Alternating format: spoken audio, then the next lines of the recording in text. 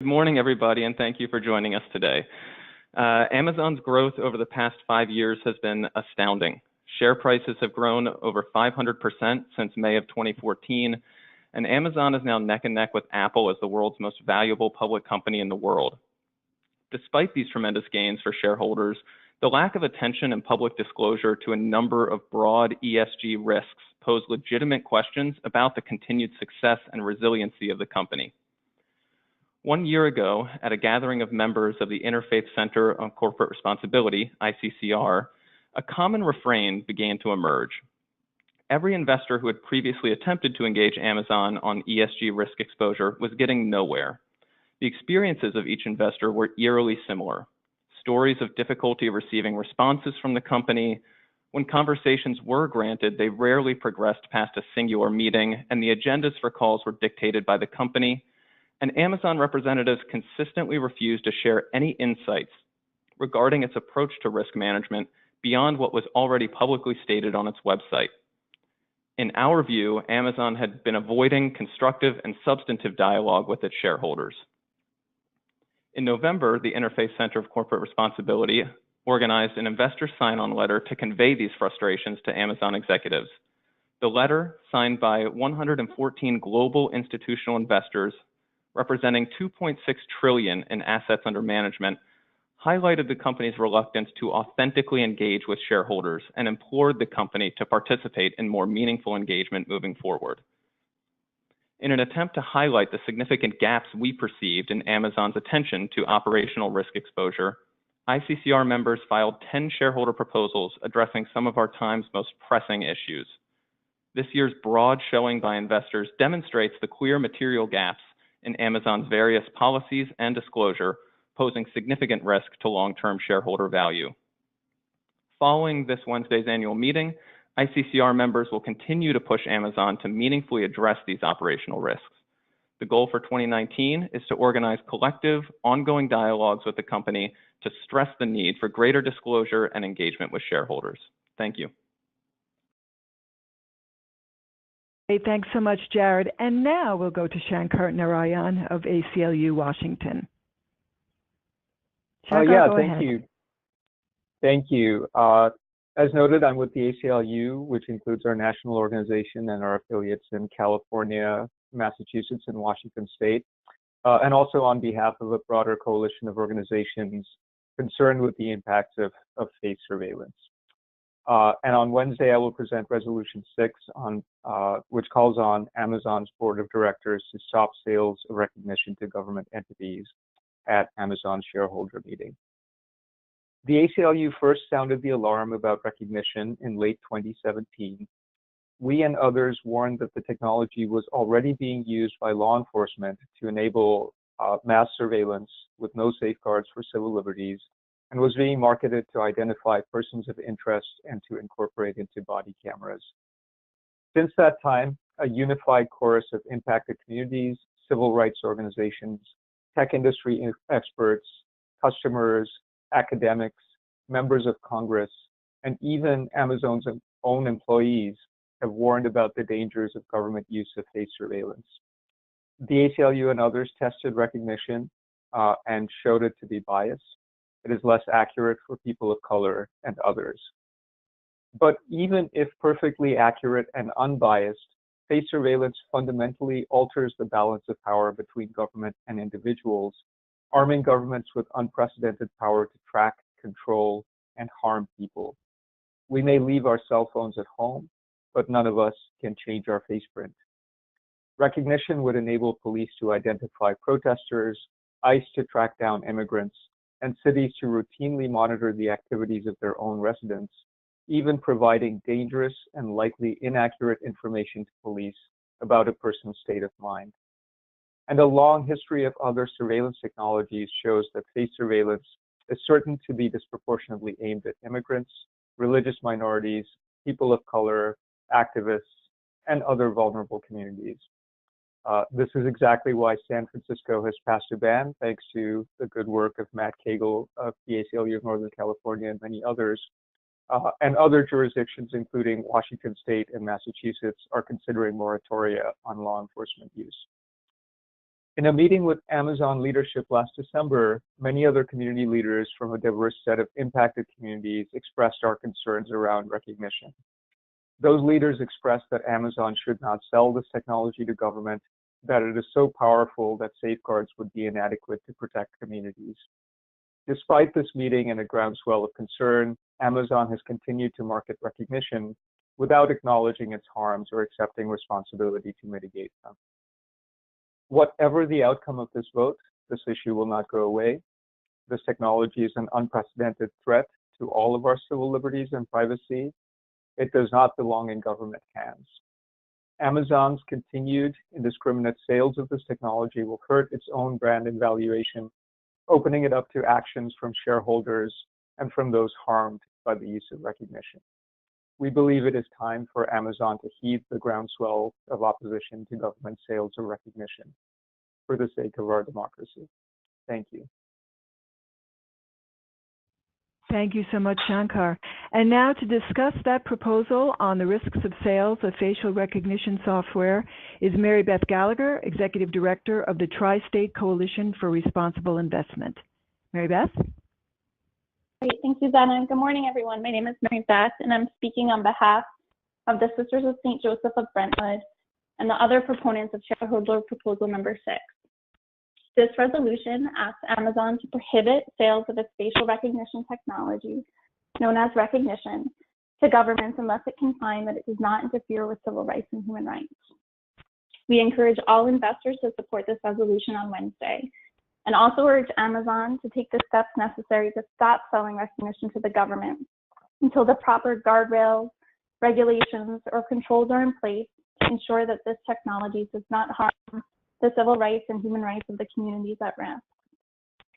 As Shankar just introduced, there are potential risks to society, but as investors, we're also concerned about the risks to the company that arise from the sales of recognition to government. This is what led us to first be concerned and to file this shareholder resolution. First, on the risks to society, in the hands of the government, this technology risks reinforcing racial biases and inequities in our criminal justice and law enforcement system in the United States, and it may be disproportionately used to endanger and surveil people of color and minorities here and across the globe. These risks are also present for immigrant communities in the United States. As we know, Amazon has reportedly pitched this technology to Immigration and Customs Enforcement.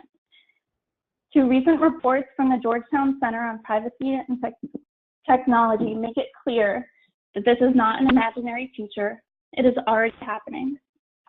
Police are acquiring real-time surveillance tech in cities across the country, and Amazon has sold it to at least 2 state law enforcement agencies and the FBI. This will create surveillance in real time without consent, which may interfere with freedom of expression, assembly, privacy, and it also will reinforce biases. And as Shankar has spoken about, there is research demonstrating that recognition may be less accurate for people of color and women. But I want to be clear, recognition can be used in dangerous and biased ways by the government, whether it is accurate or inaccurate. Our goal is not for Amazon to create a more accurate surveillance tool that can be used to more effectively surveil people of color, immigrants, and activists. Instead, we're calling on them to halt the sales until the company can reassure all of its stakeholders that it does not present human rights risks and civil rights risks. Great. Thank you, Mary Beth. I'm so sorry. Go ahead. No, it's okay. Go ahead. I'm just going to speak about the risks to the company, which are also significant. Investors lack evidence demonstrating that Amazon conducted human rights due diligence and assessed the risks before beginning sales to the government. And we are not assured that the policies that they have in place are effective. This includes their acceptable use policy, which reportedly has certain parameters in place on confidence thresholds on matching an image, but it is not closely monitored by Amazon, may not always be followed by its customers, and is therefore not an effective tool for protecting vulnerable communities. The failure to adequately manage the risks of sales of recognition to government may present legal, human capital management, and reputational risks to Amazon. And while recognition of this technology is likely, We believe strongly that the company should make the decision to halt sales. Thank you so much. Great. Thank you, Mary Beth. And now to discuss a second resolution calling for an independent study of recognition is John Harrington, President of Harrington Investments. John, go ahead. Thank you very much. Good morning. On June 15, 2018, Harrington Investments and 18 other institutional investors wrote a letter to Mr. Jeffrey Bezos, founder and CEO of Amazon, raising serious concerns about the development and marketing of facial recognition technology being sold to law enforcement agencies. Mr. Bezos nor anyone associated with our company responded to us or even acknowledged receipt of our communication until we filed a shareholder resolution with our corporation. This only goes to show how little attention management pays to its shareholders as important stakeholders. We feel strongly that such infrastructure technology poses a dangerous threat to personal privacy and human rights. Deployment will undermine company values, create financial risk, and lead to an explosion of litigation, legislation, and regulation at all levels of government.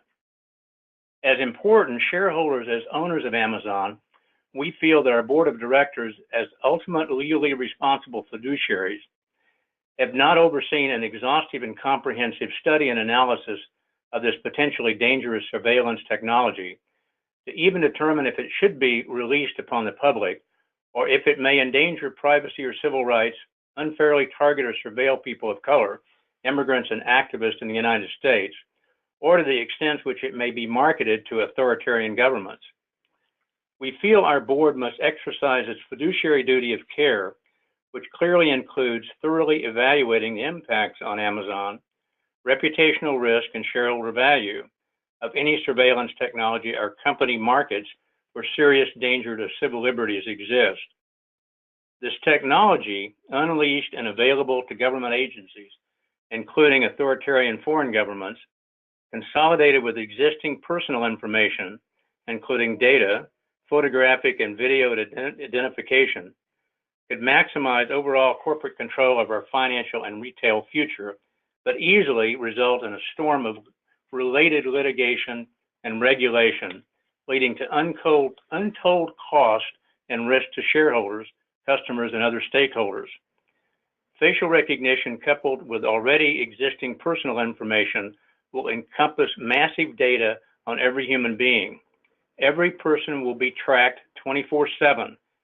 Government and corporate retail surveillance will be ubiquitous, individual privacy non-existent.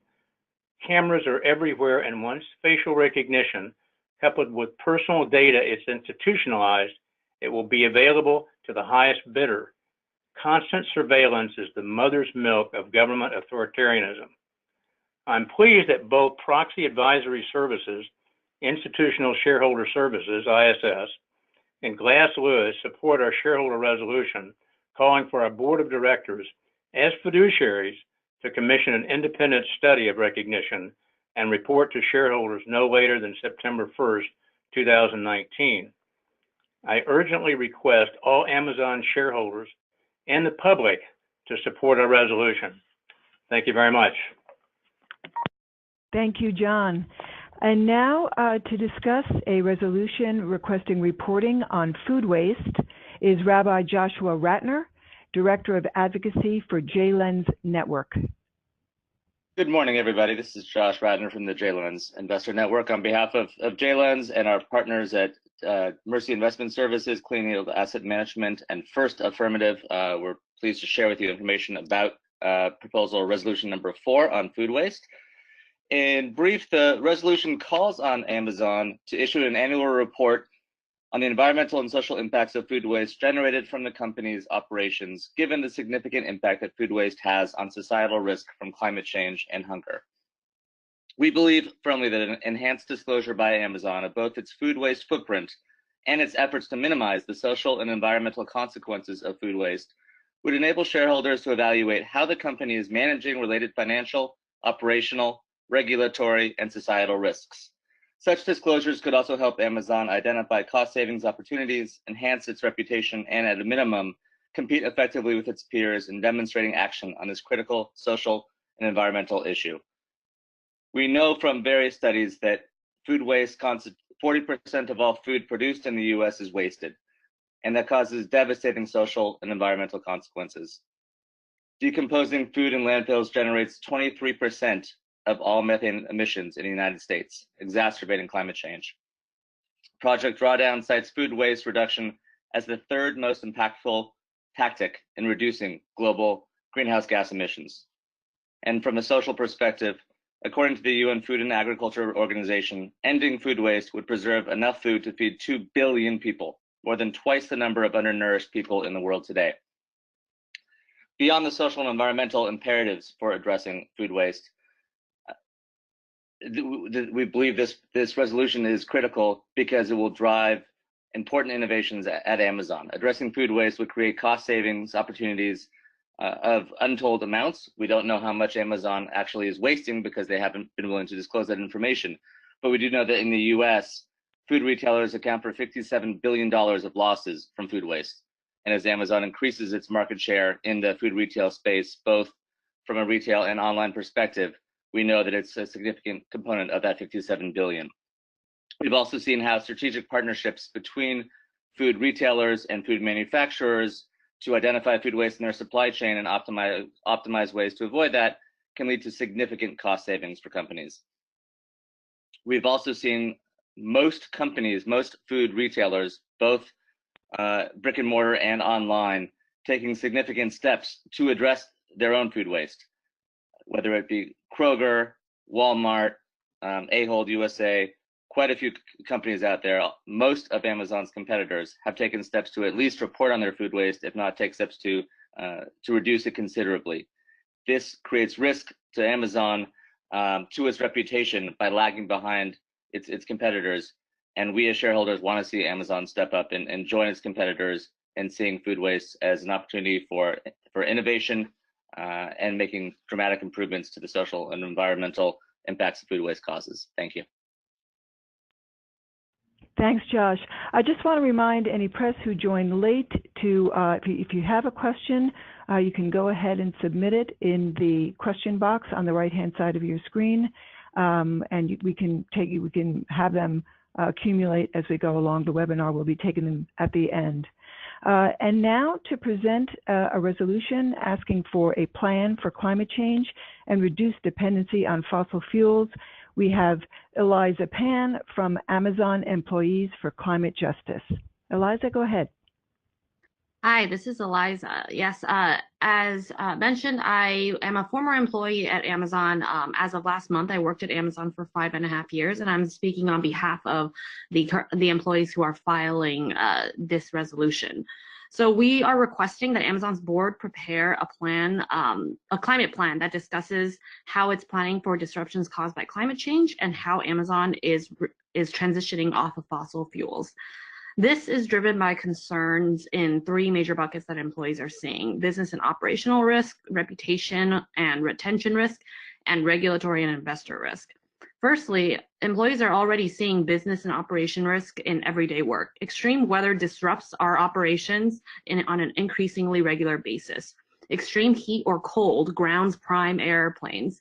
Storms and wildfires disrupt both data centers and fulfillment centers. Despite these events disrupting both Amazon operations and Amazon worker labor conditions, Amazon does not disclose how it views these risks and how it plans to respond to disruptions or how it is managing these risks going forward. Secondly, Amazon is open to increasing reputational, hiring, and retention risk. 64% of millennials report reluctance to work for a company whose corporate social responsibility record does not align with their values. Over 7,500 Amazon employees have publicly declared their support for this resolution and are asking the company to adopt not only this resolution, but also more actions to demonstrate its commitment to climate as it states, as it likes to state publicly. Leadership on climate attracts ability to attract and retain talent. As employees, we know how difficult it is already to hire people and train people, and this hit to Amazon's reputation does not help with its ongoing business. Lastly, Amazon is increasingly open to regulatory and investor risk. In April 2019, a group of 34 central banks around the world warned of the strong risk that climate-related financial risks are not fully reflected in asset valuations. Amazon could risk significant financial risk in such scenarios due to the company's over-reliance on fossil fuels, as evidenced by large investments in data centers in Virginia, a state that's mostly powered by fossil fuels, and its recent purchase of 20,000 diesel vans for its delivery fleet. In addition, while Amazon prides itself on being a leader, it is significantly lagging its peers in a number of industries on climate action. Microsoft, Google, Apple, Walmart, DHL, and UPS all release annual sustainability reports and report their carbon footprint using the CDP standard. Amazon does not. Microsoft, Google, Apple have company-wide carbon neutrality goals. Amazon does not. Microsoft, Google, Walmart, DHL, and UPS all have specific goals to reduce their emissions. Amazon does not. While Amazon has promised company-wide carbon footprint disclosure later this year, it has not made any commitments to reduce that company-wide. Existing commitments, such as Shipment Zero, are open-ended, not comprehensive, and lack context and information to evaluate size of impact. For example, Amazon provides data such as reduced packaging by tens of thousands of boxes or growing number of low pollution electric vans to demonstrate its commitments to climate action, but it does not provide any data to put those numbers in context, making it virtually impossible for shareholders to evaluate Amazon's actions. Another example, Amazon's Shipment Zero announcement, which is a goal to make 50% of all Amazon shipments to customers net zero in carbon by 2030, does not actually commit to any net reduction in fossil fuel usage or greenhouse gas emissions. Given Amazon's growth rate, greening 50% of shipments by 2030 will likely mean a net increase in the climate impact of Amazon's shipping operations relative to the current baseline. In addition, Amazon's most senior sustainability officer operates 4 levels below from CEO Jeff Bezos. Comparatively, sustainability leaders at Microsoft, Apple, Walmart, and UPS are no more than 2 levels below the highest leadership level. The sustainability leader at Apple reports directly to the CEO, Tim Cook. Amazon's peers have made disclosures and commitments on greenhouse gas emissions with far more speed and thoroughness. As an employee and shareholder, it is concerning to see Amazon lag so severely behind peers on climate action and risk mitigation. Thank you. Thanks, Eliza. Okay, and now for a proposal on independent board chair, Lisa Lindsley, Capital Markets Advisor at Some of Us. Lisa, go ahead. Thank you, Susanna. So Jeff Bezos, who's the richest man in the world, is currently his own boss. He's been his own boss through most of the history of Amazon. And this is a bad practice in corporate governance. The job of the board of directors is to supervise management on behalf of the shareholders. And so Jeff Bezos can either be the chair or the CEO, but he should not be both of these things. So we believe that Bezos needs a boss. And this proposal, which is supported by ISS, Glass Lewis, and PERC, is designed to address many of the issues that have already been brought up on this call: human rights risk, risk of helping imprison migrants, the rights of workers in Amazon's headquarters and its security contractor and its warehouse workers, the rights of communities where Amazon operates and the economic health of those communities. So it's a very simple corporate governance best practice proposal, and we urge shareholders to support it. Thank you. Great, thanks, Lisa. And now for a proposal to end Amazon's unequal vote counting, we have Bruce Herbert, Chief Executive of Investor Voice. Bruce, go ahead.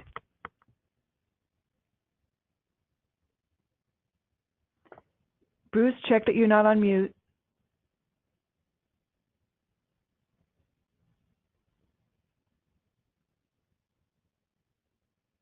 Bruce, we can't hear you.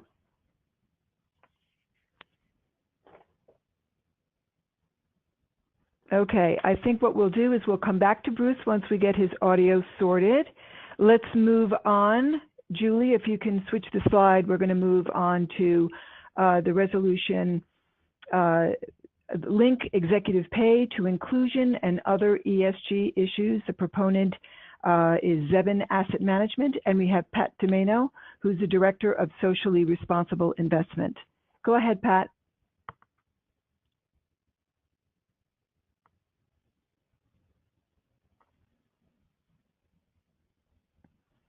Okay, we're having trouble with the audio. Pat, are you on mute?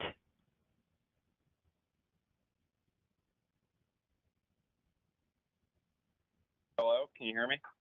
Yes, go ahead. Go ahead, Pat. Okay, thanks so much, Susanna. Thanks to Interfaith Center on Corporate Responsibility for pulling together media members today to talk about Amazon and what we view as a real necessity for Amazon to turn a corner in the way that they think about, deal with their major stakeholders. So yeah, we are all shareholders in Amazon, investors for the long term.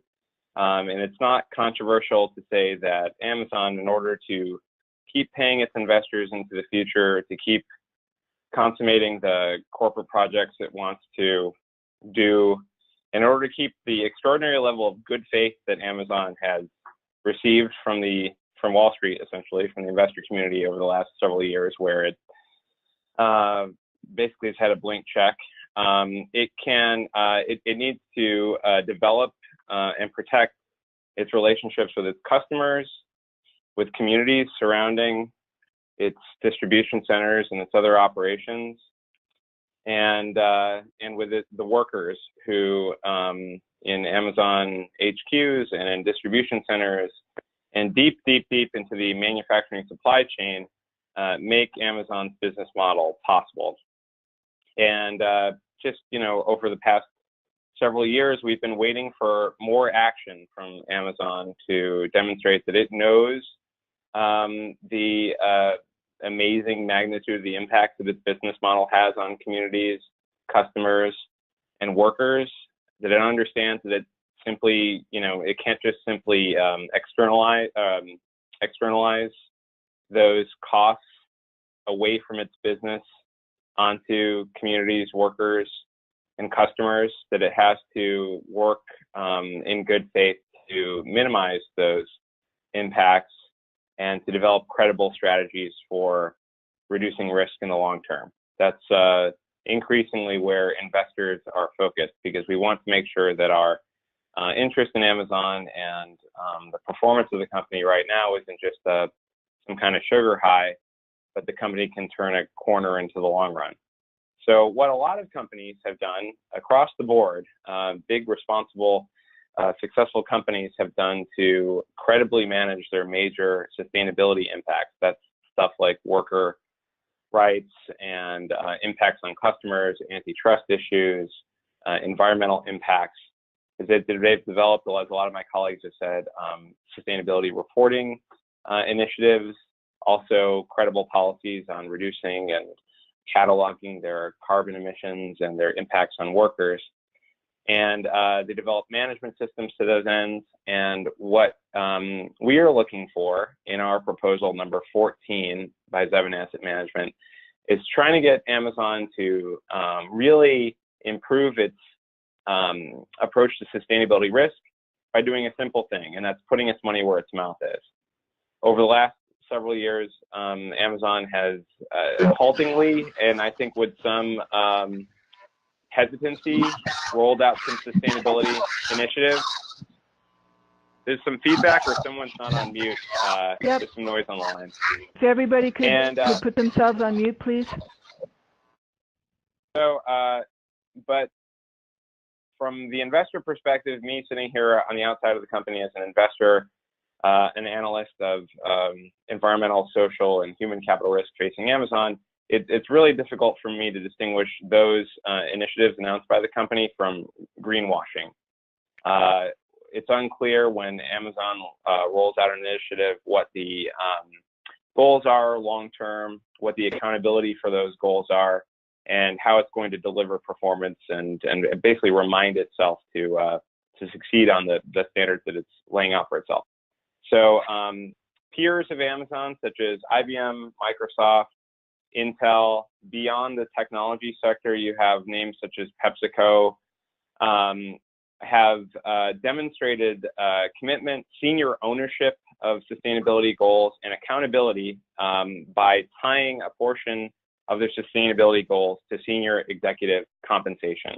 This is something that's no longer controversial, and as I've said, the company's major tech peers have done so, putting their money where their mouth is by tying their sustainability goals, stuff you will hear Amazon announce all the time, to a meaningful portion of senior executive compensation. Not not at first perhaps the senior executive team's whole paycheck, but a portion that's going to put senior management skin in the game, which is something that investors across Wall Street will recognize as the only way to ensure that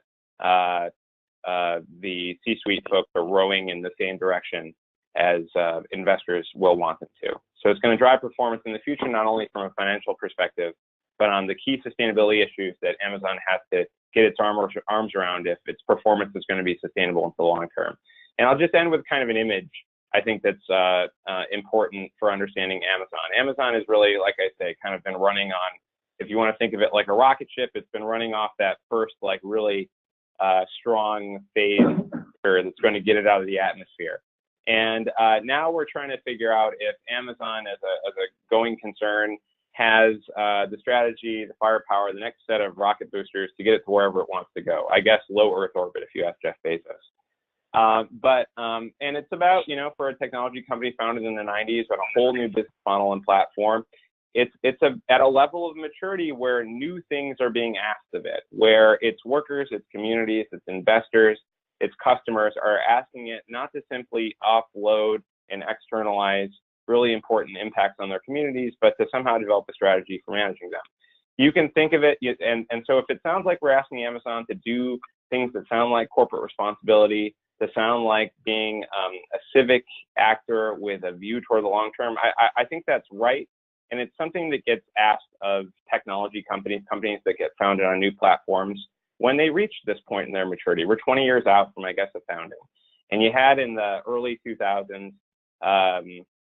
the comparator I like to mention is Steve Jobs, who for a long time ran a business that relied on a deep supply chain, Apple, going out into China and manufacturing stuff in a way where the workers were anonymous, unaccountable, and we never really heard about the impacts facing sweatshop workers in Apple factories in China.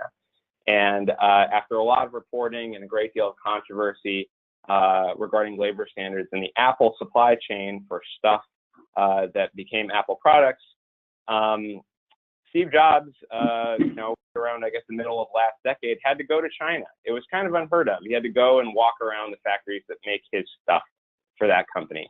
It was about 20 years out from the founding of Apple as a really successful company. And that's when, Apple, they're still in the process of doing it, but they made a turn away from just like, we're only going to satisfy shareholders, we're only going to think about the short term and don't bother us on the rest, toward thinking about their business in a more long-term, sustainable, successful into the long-term type way. So that's what we're asking of Amazon now. It's only right that the company turns that kind of corner. It's something that Steve Jobs did last decade, and we're waiting on Jeff Bezos to do it. So grateful for any questions. I'm Pat from Zevin Asset Management. Thanks for the time today. Pat, thank you. I want to see if we were able to raise Bruce Herbert of Investor Voice. Yes, thank you, Susanna. Can you hear me? Wonderful, Bruce. Yes, we can. Go ahead. Great. Well, thank you, everyone. Investor Voice filed proposal number 15 to ask Amazon to end the double standard, the use of unequal vote counting practices that handicap shareholders. As you can read on the slide, the proposal seeks a simple majority standard for shareholder proposals, i.e. a tally of the votes cast for and against an item. The fact is that Amazon uses two vote counting formulas in its proxy. One favors re-election of board members. The other formula undercounts support for shareholder-sponsored proposals in a practice known as formula swapping. The difference lies in how abstain votes are counted. The math is simple. When abstentions are added to the denominator, it automatically reduces the final vote. This stacks the deck against shareholders in a way that is unwarranted and that harms shareholder best interest. This type of double standard is a systemic issue.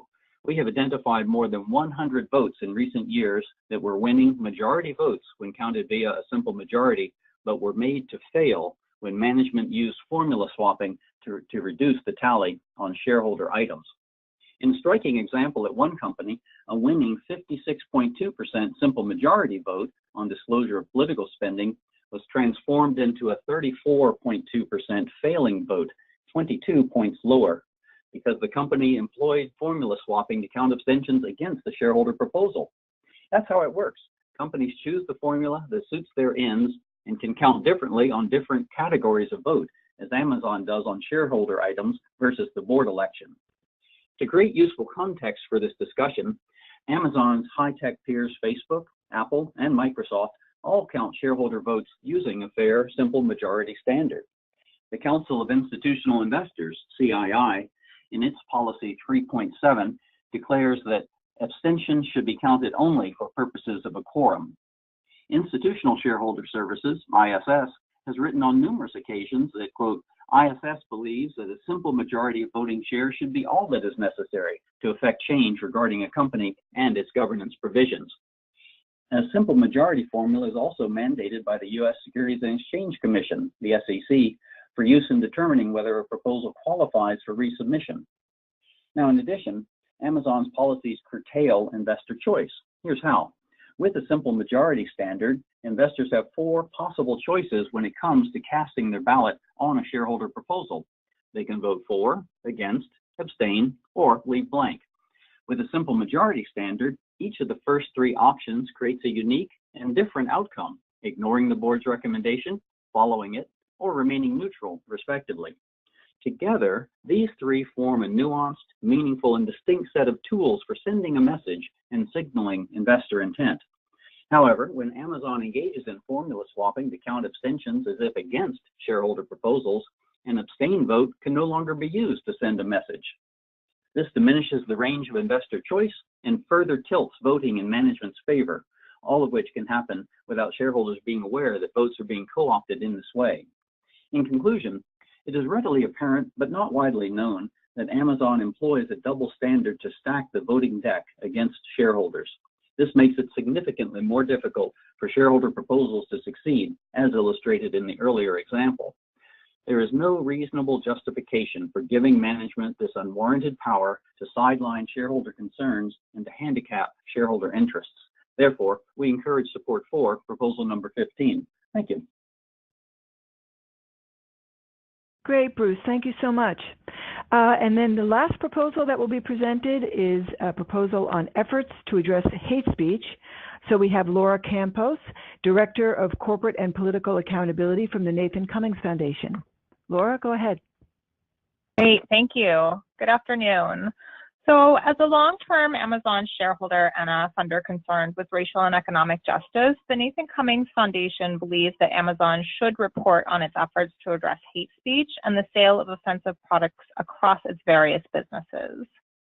Our proposal, which is item number 8 on the proxy, seeks an understanding of Amazon's process to develop policies to address hate speech and offensive products. We want to know more about the experts and stakeholders the company consulted while developing these policies and the enforcement mechanisms it has in place to ensure compliance. Unfortunately, hate crimes are on the rise. Earlier this year, the director of the Federal Bureau of Investigation called white supremacy a persistent and pervasive threat. And in 2018, the number of hate groups operating across America rose to a record high, according to the Southern Poverty Law Center. Hate crimes have been linked to hate speech online, and technology platforms have been associated with the rise of hate crimes around the world.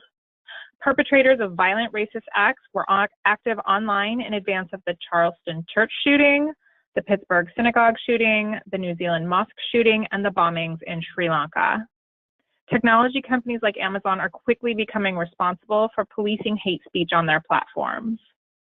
The regulatory situation with respect to this issue is changing quite quickly.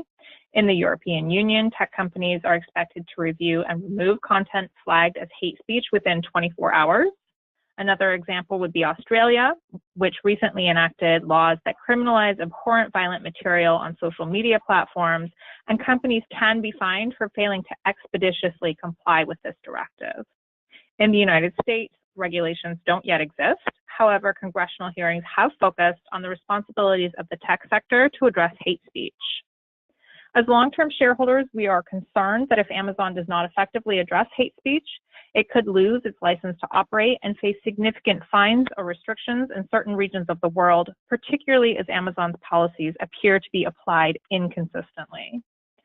While Amazon has policies in place that prohibit the sale of products that promote, incite, or glorify hatred, violence, racial, sexual, or religious intolerance, or promote organizations with such views, a 2018 report by the Action Center on Race and the Economy and the Partnership for Working Families found that Amazon allowed the sale of hate symbols on its site and provided a platform for openly racist writers, musicians, and activists, including some who have advocated for violence.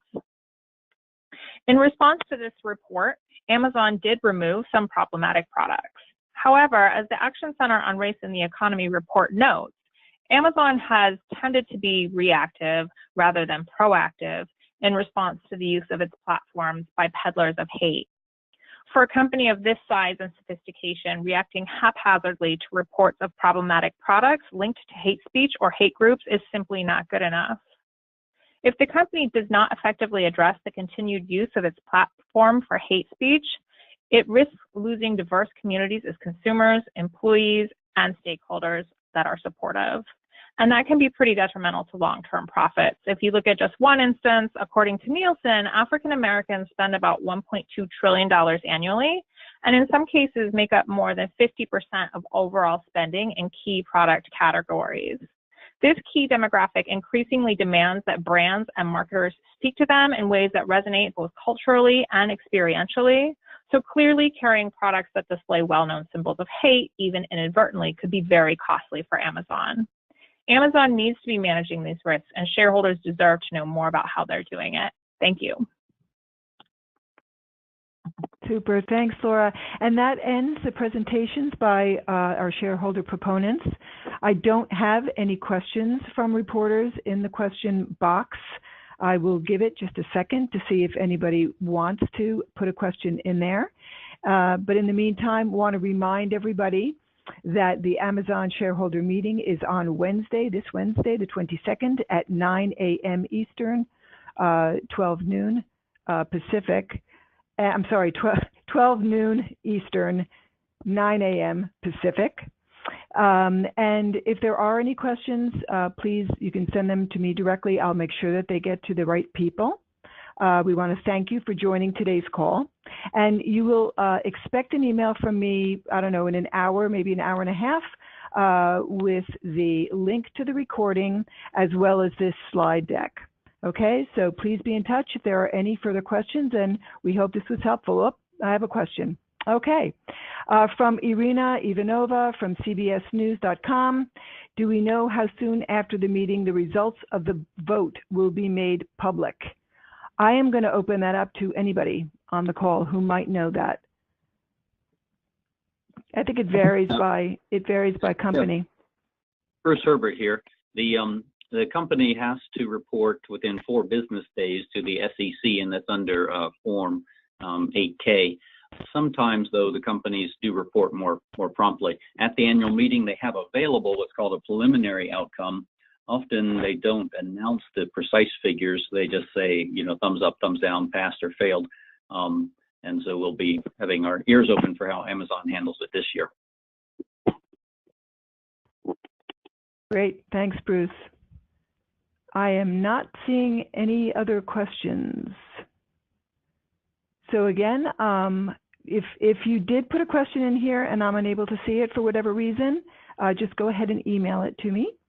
But really glad that you all could join us, and again, hope it's helpful. And yeah, let's all cross our fingers for some great votes on Wednesday. Thanks so much, everybody, and have a great day. Thank you. Thank you. Thank you, Susanna.